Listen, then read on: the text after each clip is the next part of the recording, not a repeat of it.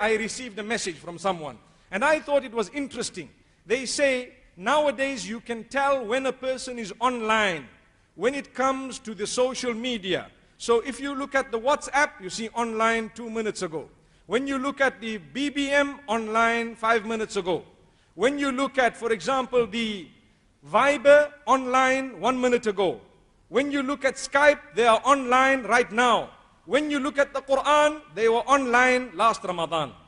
Allahu Akbar.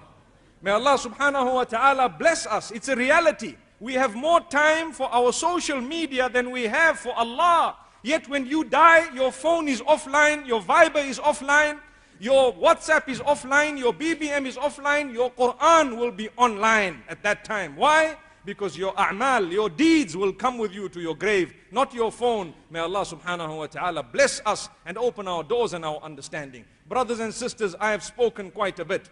I hope that I benefit from what I've said, and yourselves as well. It is